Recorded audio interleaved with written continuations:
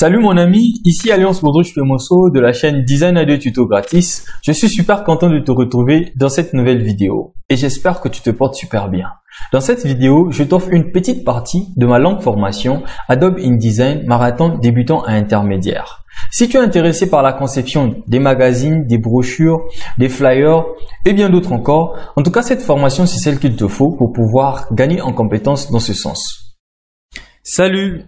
Alors, nous voici déjà dans InDesign. Moi, je l'ai lancé peut-être un peu plus vite, mais toi, il suffira juste que tu ailles dans tes logiciels que tu as eu à installer. Tu vas retrouver certainement InDesign et tu le lances. Voilà, tu vas atterrir sur cette belle interface. En fait, dans ce premier projet, nous allons apprendre à réaliser un flyer d'une page. Et pour le réaliser, il faut bien qu'on comprenne comment InDesign fonctionne, comment on configure un document, comment on utilise les outils. Donc, c'est ce que nous allons faire en fait. Donc, nous allons faire un petit tout en un. On va apprendre les outils et en même temps, on va mettre en pratique ces outils-là dans un projet réel. Alors, pour cela, on va commencer cette première vidéo par la création et la configuration d'un document dans InDesign. Je ne sais pas si tu es déjà assez familier avec les outils de la suite Adobe, mais ils se ressemblent quasiment tous. On va toujours avoir une barre ici en haut qui va se charger des onglets ou des menus. Ici, on a les boutons d'action. On va avoir des contrôles qui vont sortir ici. On a notre volet de tâches et notre volet de navigation. Si je veux créer un nouveau document, il suffit juste que je clique sur Fichier, donc l'onglet Fichier, Nouveau et Document. Ou bien, je clique juste sur Créer nouveau. Maintenant, si vous n'avez pas cette belle interface, ce n'est pas bien grave parce que la version 2021-2020, il y a certaines machines où ça n'affiche pas en fait cette petite interface d'accueil là. Parfois, c'est tout gris ou tout blanc. Donc, pour cela, il faut juste activer le mode hérité. Donc, pour activer le mode hérité d'InDesign, tu vas te rendre dans Édition, Préférences et dans Général ici. Il suffit juste que tu coches utiliser la boîte de dialogue héritée. Donc pas de panique si InDesign ne sort pas cette interface ou ça te complique, tu n'arrives même pas à cliquer sur créer ou quelque chose comme ça. Viens juste dans édition, préférences générales et utiliser la boîte de dialogue héritée. Tu coches ça et tu valides par OK et automatiquement tu auras l'ancienne boîte de dialogue en fait que InDesign utilisait avant. Pas cette nouvelle belle boîte de dialogue qui apparaît ici en cliquant sur créer nouveau. Voilà. Alors ici, on va tout simplement configurer notre document. Nous, on va se focaliser sur un document de type impression. Donc je clique sur l'onglet impression ici et je vais afficher tous les autres paramètres. Puis je vais tout simplement chercher un document au format A5. Moi, je ne vais pas me casser la tête en fait à créer un document avec des formats d'abord pour le moment que je ne maîtrise pas. Donc, je prends un format A5 et juste à droite ici, vous allez voir, il y a la possibilité de changer le nom. Donc, je peux déjà dire que ça va s'appeler flyer d'une page. C'est ça le nom. Voilà. Ou bien le nom du flyer que tu veux. Et là, on a tout simplement les dimensions. Et mes dimensions ont une unité en millimètres. D'accord? Tu peux changer cela en pouces, en centimètres, en points, etc. selon ton besoin. Mais moi, je travaille en millimètres. Très souvent, moi, je travaillerai avec toi ici en millimètres, en centimètres. Parfois en pouces ou en pixels, mais très rarement. Sinon, la plupart du temps, ça sera du millimètre ou du centimètre. Donc, voici ce que moi j'ai ici. Alors là, j'ai tout simplement l'orientation. Donc, tu sais très bien que il y a deux orientations, soit c'est le paysage, soit c'est le portrait. Donc moi je vais me mettre en paysage ici, donc je clique juste sur paysage. Je décoche page vis-à-vis, on va en parler plus loin dans les vidéos. Et puisque je vais travailler juste sur une seule page, je ne bouge pas le reste, hein. Je décoche juste page vis-à-vis. Je descends ici, je n'ai pas besoin de gouttière. Le grand avantage avec InDesign, c'est que tu as la possibilité de cliquer sur aperçu, en fait pour voir un peu à quoi va ressembler ton travail. Sinon la configuration de ton document que tu es en train de créer. Donc là par exemple, regarde, ça me donne la configuration de mon document.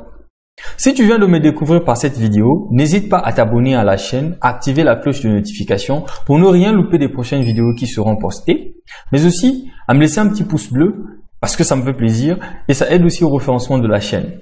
Et voilà.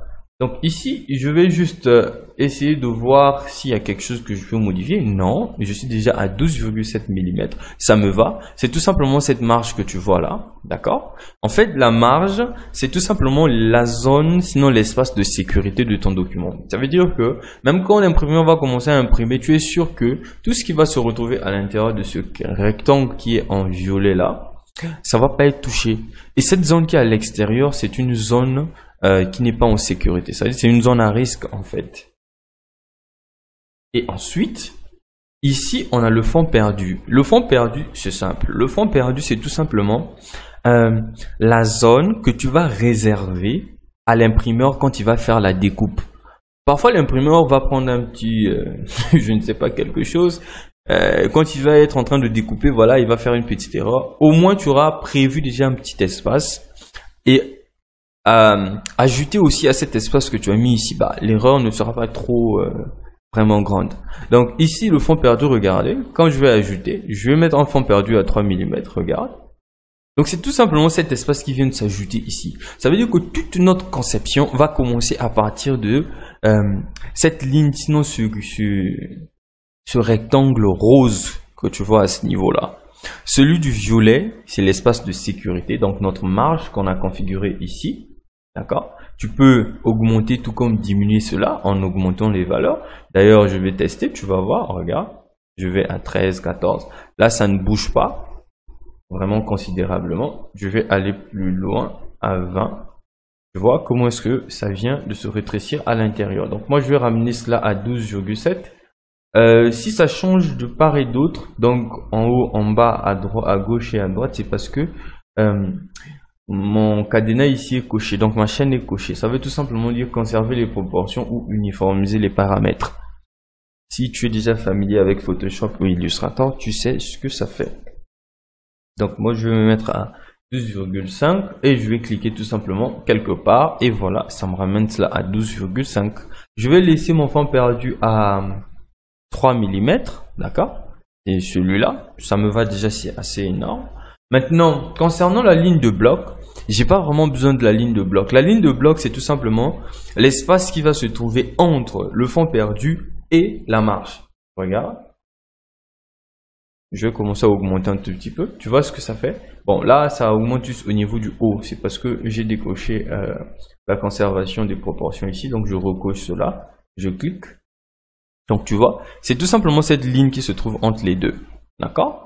Et je ne sais pas si quand tu ouvres un document, un gros livre, quand tu essaies d'essayer de modifier un peu la position, tu remarques que c'est comme si il y a certaines pages qui sortent ou c'est comme si la première page est au-dessus et les autres pages sont un peu à l'intérieur en fait. C'est tout simplement cette ligne là en fait qui permet aussi de définir le trait de découpe au niveau du document. Donc moi j'ai pas besoin de ça. Je vais enlever la ligne de bloc et je vais tout de suite valider par créer parce que je sais que InDesign a déjà configuré cela pour l'impression parce que j'ai cliqué sur impression. Donc il va travailler en CMJN. Et là, voici mon document qui vient d'être créé. Aussi simple que dire bonjour. Donc je vais tout de suite enregistrer mon travail en faisant CTRL S. Et je vais l'enregistrer dans notre dossier de travail. Donc, dans le dossier de travail que tu vas retrouver certainement dans les différents fichiers. Donc ici, j'ai déjà prévu tout le cheminement. Donc toi, tu n'auras qu'à cliquer, d'accord, dessus et voir l'état d'avancement où on est. Donc je vais juste cliquer sur celui-là que j'avais déjà prévu le nom et je vais cliquer sur enregistrer, d'accord. On me dit, est-ce que vous voulez configurer le nom? Oui. Et je le remplace. En fait, je le fais pour toi pour que tu vois un peu au fur et à mesure quelles sont les étapes que nous sommes en train d'aborder. Et moi, je te dis à tout de suite dans la prochaine vidéo où nous allons commencer à réellement faire la mise en page et apprendre des outils dans InDesign. Si la vidéo t'a intéressé, n'hésite pas à cliquer sur le lien en bas dans la description pour obtenir la formation au complet. Et moi, je te dis à très bientôt dans une prochaine vidéo. C'était Alliance. Ciao!